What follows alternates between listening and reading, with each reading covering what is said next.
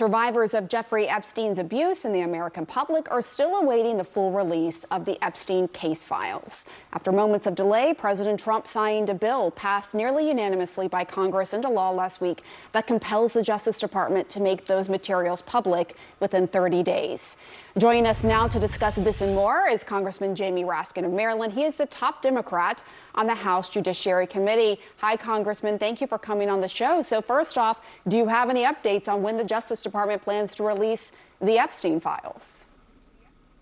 No updates, but we are fully expecting and demanding complete disclosure of the Epstein files, just with the names of victims redacted where it's appropriate. I want to ask you about Democratic Congresswoman Stacey Plaskett. Last week, as you know, there was a failed censure effort over her text with Epstein during an oversight hearing in 2019. He was a known sex offender. She acknowledged Epstein's influence in her line of questioning during that hearing on this show when we had her on, but would not say it was an error in judgment. Here's how you defended her on the House floor last week so our viewers can listen. However ill-advised it may have been, she took a phone call from one of her constituents. They've arraigned a Democratic member for taking a phone call from her constituent, Jeffrey Epstein, in the middle of a hearing. And of course, I don't think there's any rule here against taking phone calls in a hearing. And to be clear, she initiated the text chain on that day. But are Democrats losing the moral high ground on the Epstein issue by defending her as you have? Well, look, we've been demanding a complete release of the file, and now they wanted to discipline her, censure her, because she'd engaged in that text exchange with a convicted criminal. Of course, our Republican colleagues engage in text exchanges all the time with Donald Trump, who has 34 felony criminal offenses to his name. So I don't know exactly what she's being charged with there. My point was simply she had not violated the Constitution, she had not violated federal law, and she had not violated, to my knowledge, any rule of the House of Representatives. Look, we're not afraid of anything that's in the Epstein files, and we want to see justice done for the survivors. That's what this is about. We want to see the truth come out, and it's the Republicans who are running around trying to figure out who's in there and who's going to be implicated, and that's not our approach to it. But Stacey Plaskett obviously didn't violate any law, or they didn't even allege that she violated a rule of the House of Representatives. What rule did she violate? People text and email and call us all the time. I mean, do I have anything to do with Jeffrey Epstein? No. And, you know, it's unfortunate that he's got some people's phone numbers, but he's no longer with us. The point now is, can we do justice for the victims and the survivors of this nightmare? Because we're talking about hundreds and hundreds of crimes that were committed, if not thousands of crimes that were committed by a billion-dollar enterprise. Yeah, and we've had many victims on, and we've been very focused on that. Just to be clear, that use the example of the president. Texting with the president of the United States is different than a pedophile, right? I mean, Jeffrey Epstein was more than just a constituent. Well, he was, hold on, let me just finish. He was a known sex offender. He was also a donor, right? He was a donor. And Stacey Plaskett, in her deposition in 2023, acknowledged she went to Epstein's New York home to solicit money for the Democratic Party in 2018. So I guess my question for you is, I know you have a relationship with her. You were an impeachment manager with her, right? But if this were a Republican in the same situation, would you still excuse it? Well, in other words, are you saying, would I want to censure someone just because they had a phone call with a convicted felon and an adjudicated sex assailant? Because that's what Donald Trump is. Remember, he's got an adjudicated sexual assault charge in New York that he was convicted of, in addition to the 34 criminal felonies. So I'm not quite sure what your point is here. Should we be censuring anybody who's on a phone call with a felon? Well, no, I'm not saying that. I'm saying, would you be defending a Republican who was in the same position, texting with Jeffrey Epstein?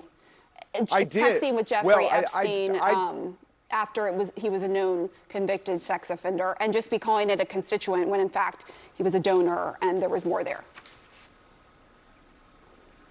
Well, I mean, we could take the example of the Republican serial liar and fraudster from New York. I'm spacing his name out right now, who left Congress, who was just George pardoned Santos? by. Is that what you're talking about, George Santos? George Santos. Okay.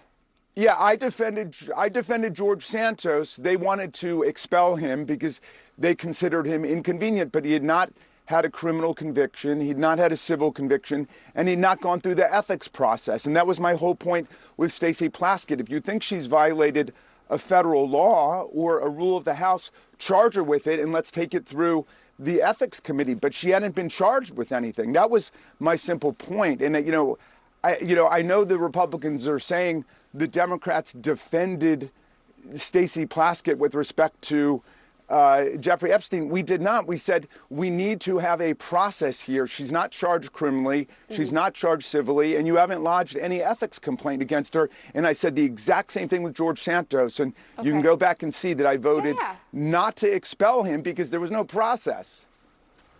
So just to be clear, you weren't defending her in that text exchange. I'm sorry, I was not morally defending her. Like I said, Jeffrey Epstein never had my phone number. I would never give it to him. But that's not the standard whether or not we censure someone and use the disciplinary process in Congress against them. So that's just Republican propaganda. Okay, I mean, they understood exactly what they were saying. Well, that's why I wanted to ask you about that, because that had gotten a lot of play and Republicans had been talking about that and saying that there's a double standard. Yeah. And obviously you have been on the forefront of the Epstein issue, wanting to release the files in recent months. I'm just wondering, the reality is, you say, we're not afraid of anything, but the reality is a lot more could come out when these files, if and when these files are released to the public, right? For Republicans and for Democrats, right? Jeffrey Epstein was a donor to both parties. Are Democrats having discussions about how to handle that if more members of your party are embroiled in anything having to do with Epstein? I literally have not had one Democrat in the House or the Senate or, a former administrative official come to us and say, hey, you better slow down. That might embarrass one of our people. I mean, Larry Summers has had to resign from a whole bunch of boards and is apparently saying he's ashamed and disgraced by what's come out. Well, then that was a decision that he made. And, we hold no brief for him. Nobody should be involved with $1 billion international global child sex trafficking ring. If, you listen to the survivors on your show, for example, people will know that the people involved in that were guilty of some very gruesome actions. And so to the extent that people are involved in it, they're going to have to own up to it. And if there are continuing crimes that have gone on or other crimes that weren't prosecuted, that should be part of this process. But remember, it was the Trump Department of Justice that summoned all the materials, took the case away from Maureen Comey in New York, and then they killed the investigation in February. They said there's nothing left to see here, and it's only because we've demanded the release of the files that it's possible that there will be more justice done when, discoveries are made about whether there was abuse and rape that took place and trafficking of other individuals. But remember, the Trump Justice Department tried to kill it. Yeah, no, you're right. They did release that memo saying there's nothing here. Jeffrey Epstein died by suicide. There's no client list. But just to follow up, even if no one in the Democratic Party is implicated in being part of Epstein's ring, if there are more communications that come out, right? I mean, are there any discussions about how to handle that? Because we've already seen the fallout from that with other Democrats and Epstein. Yeah, I mean, I just don't know what to say about it. It's a sign of the times here that everything is viewed through such a partisan lens. I mean, if there are people involved with a child sex abuse trafficker, if they committed crimes, then they should be investigated and prosecuted with all the protections of due process. And if they were just involved in some kind of social relationship or whatever, people can figure that out. I mean, that was the whole point about Stacey Plaskett.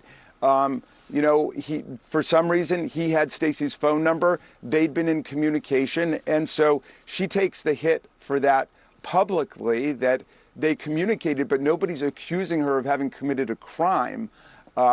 and nobody's accusing her of violating a rule of ethics. It's not against our ethics rules for people to get texts in Congress. So the whole point of the rule of law is that we can make these kinds of distinctions, and they shouldn't be difficult to make. There's a difference between, flying to Jeffrey Epstein's island and engaging in sexual abuse of minors, and then somebody getting, a phone call or a text. Right. And as you know, Congressman, you've been in Washington a long time. There's the legal aspect, right? And then there's the politics of it, right? And those are two separate issues. Congressman Jamie Raskin, thank you so much for your time. I hope you have a nice Thanksgiving. Yes, indeed. Happy Thanksgiving.